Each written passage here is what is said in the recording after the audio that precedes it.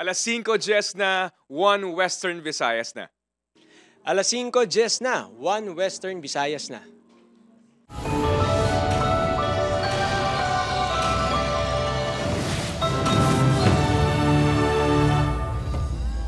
Mga balitang atong tutukan subong nga Miyerkules, kapulisan ginatumod pa ang mga embolbado sa pagpangkastigo sa Santa Barbara, Iloilo.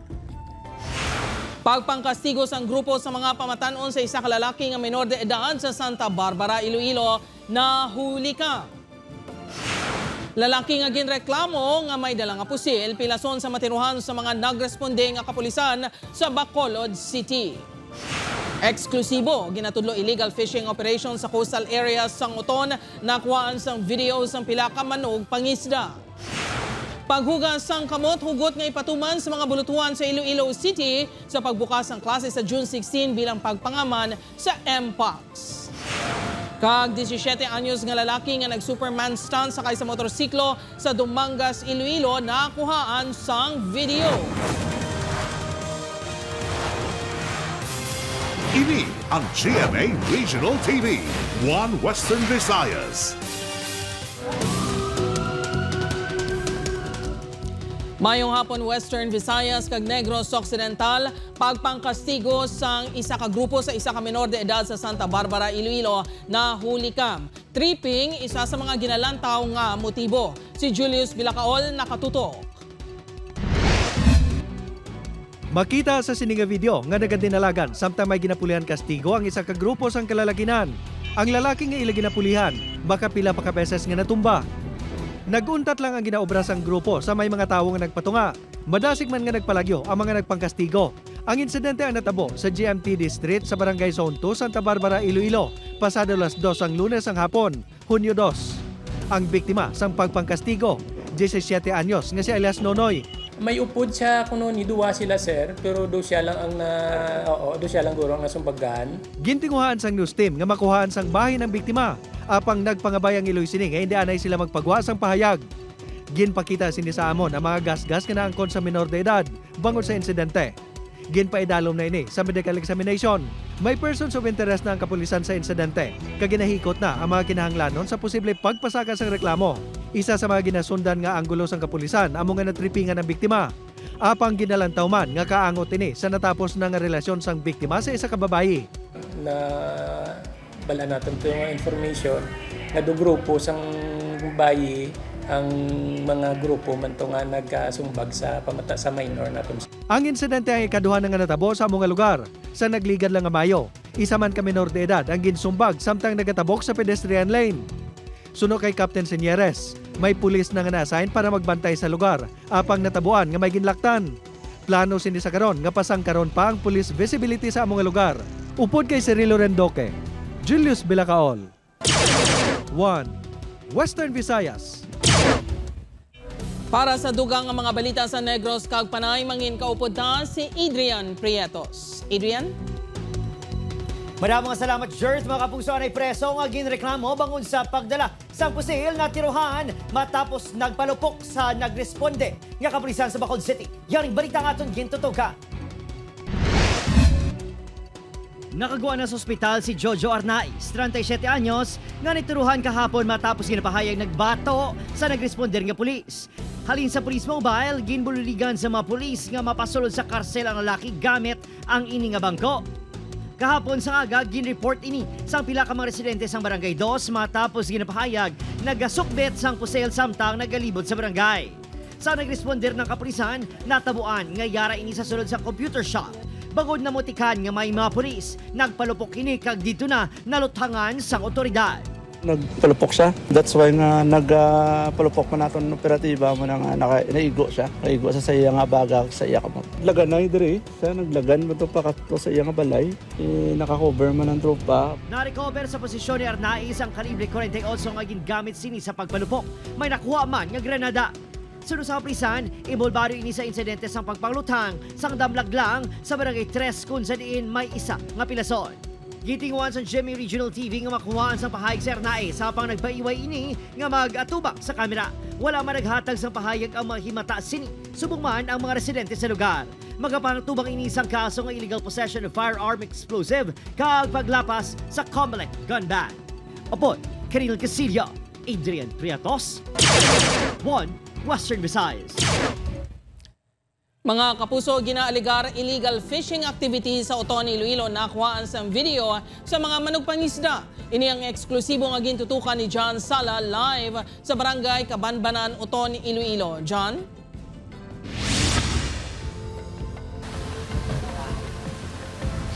Jer, tubtob subong wala sige hapon masulbar ang problema sang mga manugpangisda diri sa Barangay Kabanbanan uto natuhoy sa operasyon sang illegal fishing diri sa ila area. Gani panawagan nila sa local government unit nga buligan na sila sa ila problema. Sa ining video nga kuha sa mga manugpangisda sa Barangay Kabanbanan uton Sabado sang aga, makita na ginaligar sa kayan sa mga nagapatigayon sang illegal fishing sa baybayon sakop sang Oton, Iloilo. Suno sa mga manugpangisda wala sang kontratsyempo mga iligalista bangod halos bilog nga tuig ang ila pagpatigayon sang troll fishing. Sa subong, abi nga muna ning panahon nagasaylo-saylo na nga aton nga southwest monsoon, nagamatamat na dalag ko ang balod. Ang mga illegal fishing ara na ganan siya Japon bisan magi ano gani na magtagalamihan gani ara man gyapon sila. Dugang pa ni Balbastro, makapila ka beses na nga ginpalabot sa mga pagsinapol ang problema angon sa illegal fishing apang tubtob subong daw ginabaliwala sila kag ginapabayan lang sang Oton LGU. Daw kulang gid man kita sa mga law enforcement nga naga ano abi di sa aton nagasuporta. Kag tani sa mga aton nga gobyerno ginapila ko sa liwat nga balik doon Manila ang banwa sang Oton kaya ang Oton halin pa sang una amo mangyapon illegal fishing mangyapon ang pirmi ta gina-struggle. Suno sa Oton Municipal Police Station wala gilayon nag-report sa ilang mga residente kung may masiplatan nga illegal fisher sa lugar. Ang Oton NPS nagahingyo ugid sa mga pumuluyo sang barangay sang nasambit nga barangay nga mag-informal distan isamon kung may makita sila nga daw hindi daw sa pamatyagan nila illegal activities sa mga naga pangisda dito sa seawater sang Oton. Suno kay Provincial Administrator Dr. Raul Banyas, handa na ang mga sakayan nga pagagamiton kag mga personnel sang Provincial Bantay Dagat nga mag-deploy sa mga banwa sang Southern Iloilo apang magadepende pa ini sa request sa mga LGU. As soon as may letter ang mayor, i-facilitate namon. Hindi kami magbutang sang patrol boat sa kada banwa. Kundi lang ang concern, we can deploy but not nga permanently deploy namon sa mga banwa. Liwat naman niya ginpadulungan sa news team ang opisina ni Oton Mayor Sofronio Fusin Jr. Apang sa liwat, wala ini nagatubang sa news team.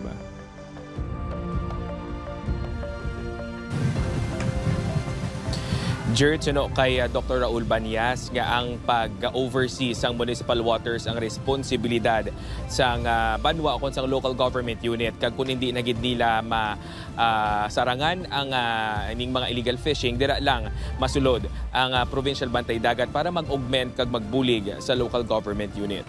Jared. Madamong nga salamat sa update, John Sala.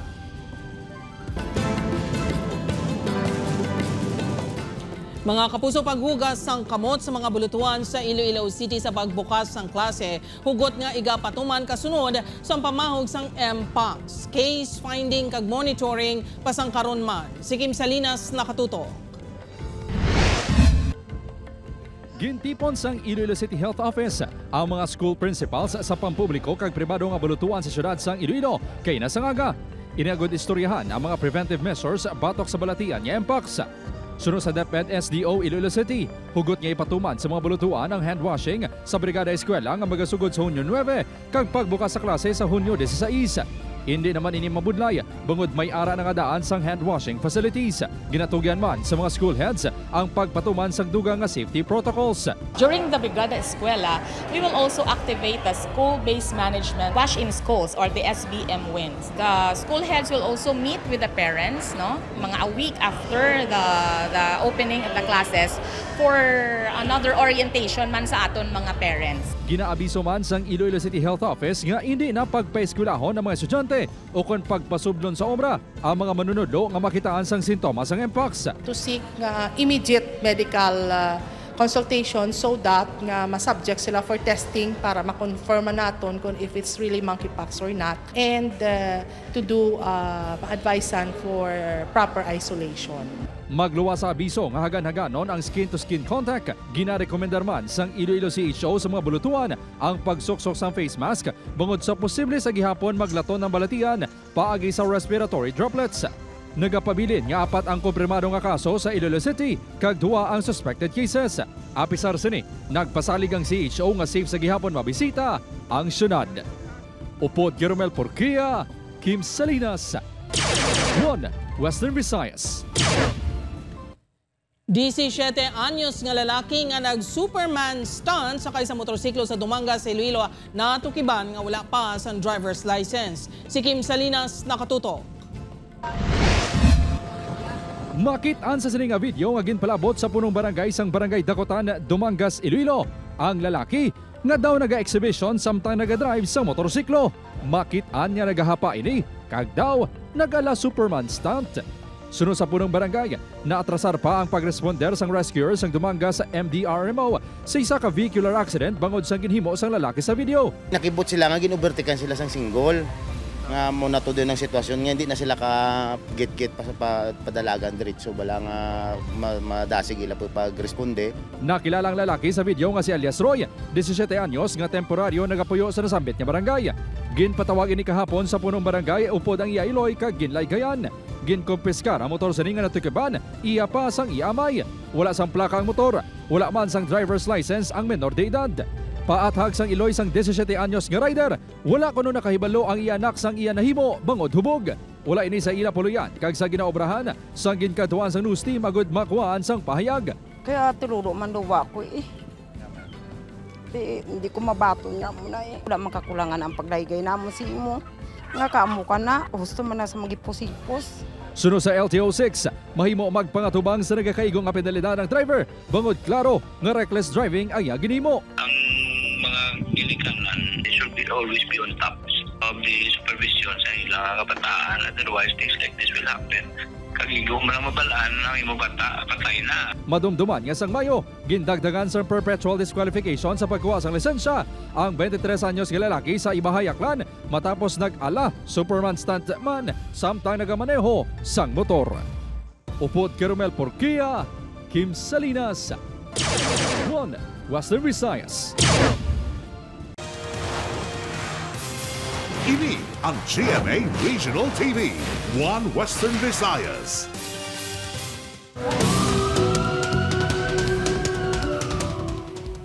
Mabusa 25 anyos nga babae nag-aligar ginabdak kag ginimuslan sang 3 ka lalaki sa Bacolod City. Kapulisan nagapangita na sang CCTV footages nga makapamatuod sa insidente kag makabulig sa investigasyon. Yaring balita nga aton gintutukan. Ginbuligan sa isa ka residente ang 25 anyos nga babayi pasulod sa Ilabalay sa Barangay Banaco, Bacolod City gabi sa Mayo 31. Haluson makatindog kag hindi man may istorya ang babayi. Ang underwear sini ang ginhigot pa sa iya tiil. Sa pagpangusisa sa BCPA Women and Children Protection Desk, nagaligar ang biktima ang ginabdak ini pasado alas 6 ang gabi sa Central Market. Gintayan ini isang armas kag ginpahog sang 3 ka mga lalaki. Ginpaidalom na sa medical legal examination ang biktima. Maguha na ang iyang results ang iyang medical legal examination and dito ta pa lang sir no makonclude kung siya ng sexually abused gid man or hindi kay expert lang na like doktor ang makahambal. Ginapanghandaan na sa WCPD ang mga posible patuman niya intervention agud magiyahan ang biktima kag pamilya sini. And as of this date, hindi man kami makakonclude nga there is really abduction or gang rape. So kung ano gid man ang maging effect sa iya, at least no ang aton niya no ang WCPD kag ang aton nga mga doctors no, most especially if may victim kita for example nga indigent, ara man aton mga social services sir no nga naga-assist no every time may mga victim kita like nga amo sina nga cases. Nagalaw ang kapilisan niya makakuha sang CCTV footage sa palibot sang Central Market agud matumod ang ginapahayag sang biktima nga pula nga salakyan niya ginpasakyan sa iya sa ginpilit ini sang mga suspect. Nagapanawagan man ang kapulisan sa posibleng saksi sa natabo bangod madamo sang tawo sa merkado. Nagapayong biktima sa ospital. Nagpaiway nga maghatag pahayag ang iya mga himata. Opo, Kiril Casillo, Adrian Prietos, 1 Western Visayas. Hindi magnubo sa duha o kung tatlo ka persons of interest ang ginatutukan sa Kalinog Municipal Police Station kaangod sa pagpatay sa isa ka LGBTQIA+ member nga si Henson Latoza. May lead na ang kapulisan kung sinong upod sa biktima nga nagpadulong sa patio apang padayon pa ang ilang pagkolekta sa dugang CCTV footages. Suno kay Major Miles Gieron, may nakita silang mga individual nga nagaangkasanay sa motorsiklo halin sa patio sang Mayo 23 apang hindi pa madeterminar kung may kahilabtanan ng mga ini sa natabo. Wala sa gihapon ginadula sang Kalinog Police ang anggulo nga may kaangtanan ng krimen sa nanging transaksyon sang biktima.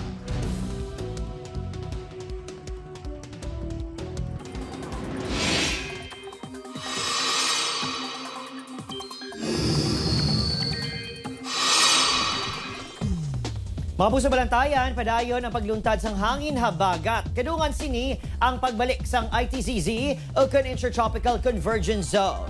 Bugos nga Luzon sa gihapon ang apektado sa habagat samtang dako nga bahin sang Mindanao naman ang makaeksperyensya sang epekto sang ITCZ. Subong nga June, isa ukon duha ka bagyo ang posible magsulod sa PAR ukon Philippine Area of Responsibility. May chance ini nga maglandfall sa eastern section sa Southern Luzon ukon Visayas. Kung hindi man mag-igo sa duta, posible ini nga mag-recurve ukon maglain ng direksyon palayo sa pungsod. Apang bisan hindi maglandfall, mahimo pabaskogon sang bagyo ang habagat gani ilauman sa hapon ang malapnagon nga pag-ulan. Sa subong, wala pa sang patimaan nga may bagyo apang may tsansa sang ulan. Base naman sa datos sa Metro Weather, may tsansa sang ulan sa Aklan, Capiz, Antique, Iloilo, kag pinakabahin sa Negros Island region. Posible man ang pag-ulan sa nabiling nga bahin sa Pilipinas. Mga kapuso, 200,000 kasakos ang bugas ipadala sang NFA Western Visayas sa NFA Central Visayas para sa rollout sang 20 pesos per kilo rice program sang gobyerno. Pila ka mga Ilonggo nagapang-alang-alang sa lihok sang NFA Western Visayas. Si John Sala nakatuto. Nakasugod na ang rollout sang gobyerno sang 20 pesos per kilo nga bugas sa Central Visayas apang ginpauntat lang bangod sa eleksyon. Ginakabig nga deficit region o kung ginakulang ang Central Visayas sa supply sang bugas. Bangod sini, magapadala ang NFA Western Visayas sang 200,000 kasako para mapasan yung supply sa among rehiyon. Ang Western Visayas ang ginakabig source region o kung bastante ang supply. Sa karon handa na nga ipadala ang 20,000 kasako. Ang 180,000 naman ipadala antes magtakop ang tuig 2025.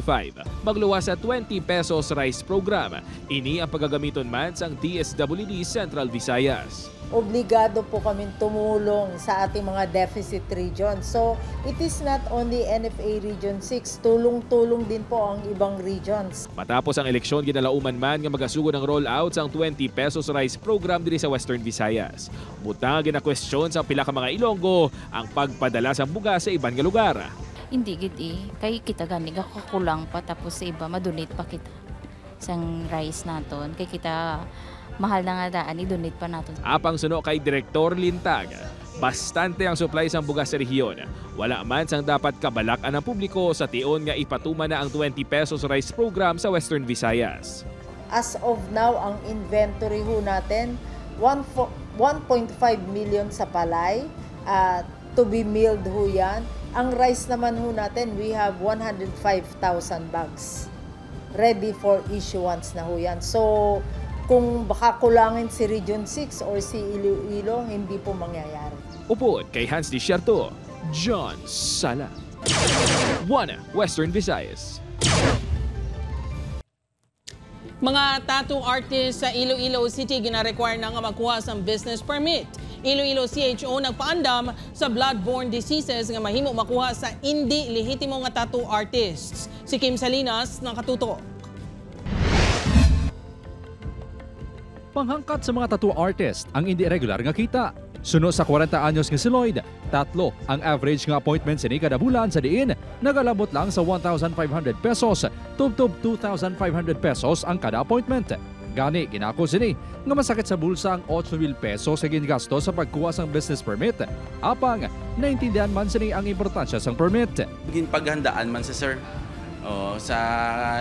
Siyempre sir, may sales ka man na sir sa mabawi man siya sa next mo nga basta gina-market mo lang yung mga shop, kag yung mga craft.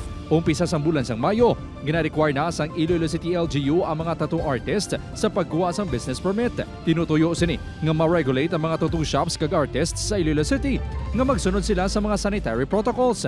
Handa man ang mga LGU sa pag-accredit sa mga freelance tattoo artists nga hindi sa tattoo shop ginahimo ang pagpang-tattoo. Muligan sila sang promote sang ilang services, no? Siguro may accreditation na nga i-post sang city health office ang mga accredited, so therefore safe ka kung magpatato ka dira. Suno sa Iloilo City Health Office, posible magtugas ang blood-borne diseases kung magpatato sa hindi lehitimo nga artists. Gani abiso sang CHO sa mga mahilig magpatato nga sakyaron ang mga shop kung may business permit ini. Ang ilang nga mga procedures do ka-invasive using the needles para malikawan man naton ang pag-spread sa mga blood-borne diseases na blakag sa mga cause sa mga needle injury. Upod Caramel Porquia, Kim Salinas, 1 Western Visayas. Mapuso nagabot na sa Bacolod City Government Center kay Inas ang aga ang 480 kasako sa bugas nga natala na ibariga buwas sa presyo ng 20 pesos kada kilo. Sara makabakal ang mga benepisyaryo nga katapos ang vulnerable sector kaangay sa mga senior citizen, persons with disability kung PWD, indigents kag mga solo parent nga hindi magsobra sa 10 ka kilo kada semana. Isa ka ceremonial distribution ang patigayon ng buwas sa Burgos Public Market kaupod sa pagpanguna mismo ni Agriculture Secretary Francisco Laurel Jr. Nagpasalig ang LGU nga maayo ang kalidad sang bugas nga makabulig ilabi na sa pigado nga mga pamilya. Makita ninyo, pag masimutan man ang bugas, damo ginagalalabay di nga kabalog kay chinde bala sang bugas gasiling sila nga ay ala bagog nga galing. Nga kung may mga hindi namin nga bugas, so hindi na nila pag-i-packing na. Ini ang GMA Regional TV, 1 Western Visayas. Mga kapuso, Negros Occidental Provincial Government nagpadala na sang pesticide sa mga LGU nga apektado sa pagpangatake sa mga peste sa tubo. Si Eileen Pedreso nakatutok. Sa datos ng Office of the Provincial Agriculturist, naglabot na sa 11 ka mga LGU sa probinsya ang apektado sa pagpang-atake sa mga red stripe soft-scale insects. Naglabot na sa masobra 400 ka hektarya sang talamnan sang tubo ang nahalitan base sa assessments ng OPA. Agud mahaganaganan ang epekto sang peste. Nagpatigayon sang spraying sang pesticides ang OPA kaupod ang katapos ng SRA. Una nila nga ginpadulungan ang Victoria City.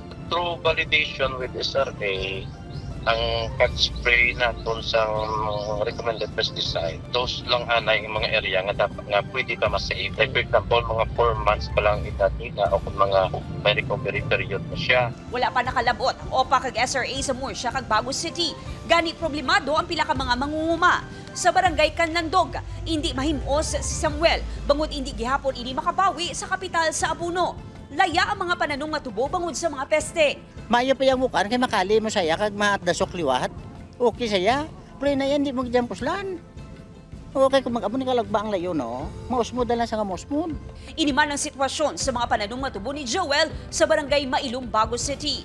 Pula, tapos matamat man lang sa mudmud, lang nga nagkakaupos, nagkakasunog. May perde niya na.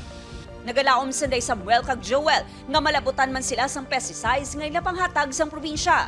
Sunod sa OPA, may assessment pa nga ginapatigayon nga mangin basihan kung ano nga mga banwa ang mangin prioridad para sa pesticides kag iban pa nga bulig. Upod kay Ruel Bangoy, Eileen Pedreso, 1 Western Visayas. Ginatawag Z-Benefit Package Providers ang PhilHealth na dugangan. Mga operasyon sa pamalatian pareho sa breast cancer, kidney transplant, kag iban pa, mahimo nga ma-avail sang libre. Si Zen Kilantang Sasa nakatutok. Ginanunsyo sang Philippine Health Insurance Corporation o kun PhilHealth 6 nga nadugangan ang Z-Benefit Package Provider sa rehiyon. Bangod sini, maka-avail na ang PhilHealth members ang Z-Benefit Package sa Corazon Locsin Montelibano Memorial Regional Hospital sa Bacolod City, Cadiz CHO sa Negros Occidental, Western Visayas Medical Center, St. Paul's Hospital of Iloilo, kag isa ka dialysis center sa Iloilo City. Sa idalam sang Z-Benefit Package, libre nga ma-avail ang mga operasyon sa breast cancer, prostate cancer, colon and rectal cancer, cervical cancer, kidney transplant, acute lymphocytic leukemia, pila ka orthopedic implants, premature kag small newborn, coronary bypass surgery kag madamo pa. Hindi na kinanglan magkadto sa Manila para magpila lang sa FKTI, no? Or magkadto sa ibang mga facilities, no, sa heart center para lang magpa-cabbage. Si Manong Francisco nga taga Iloilo City, nagpa-coronary bypass surgery. Isa siya sa nakabenepisyo sang Z-Benefit Package. Istorya sini, naglabot sa 650,000 pesos nga total hospital bill sini. Apang nakibot sila nga zero balance sang magwa sila sa ospital. Inibangod sang PhilHealth. So pagkabala ko nga isa ako sa nakabil nga ma-free tanan ng akon operasyon. Naghihibigit ako. Kay ano bala ang pinatawag nga gastos para sa operasyon. Thank you Lord nga ara ang PhilHealth. Samtang ginaganyat naman sang PhilHealth ang publiko nga magparehistro sa PhilHealth Konsulta. Mahimo nga maka-avail sang benepisyo sa accredited nga konsulta facility. Lakip sa konsulta package ang initial kag follow-up primary care consultations, health screening kag assessment, laboratory o kon diagnostic services kag pili nga bulong base sa reseta sang doktor. Upod kay Cirilo Randuque, Zen Kilantang Sasa, One Western Visayas.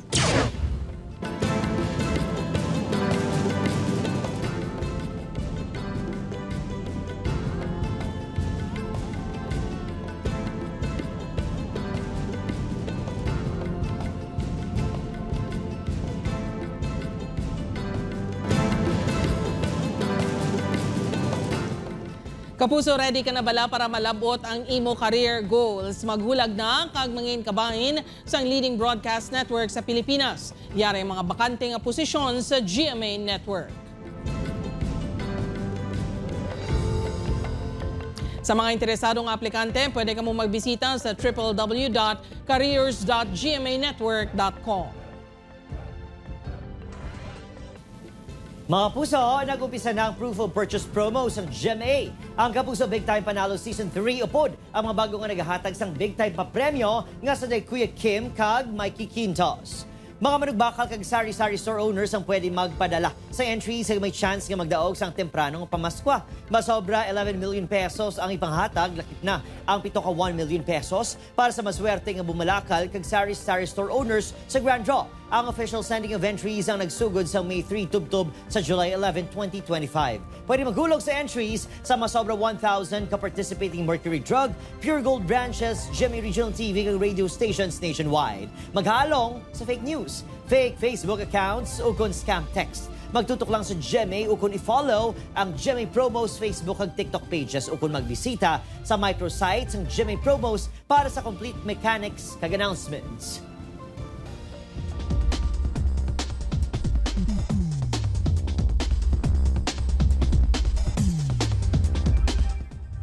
Mga kapuso, ako si Gertrude Charlatan. Ini ang One Western Visayas, bugos nga puwersa para sa mas dako nga misyon kag mas masangkad nga pagserbisyo sa pungsod.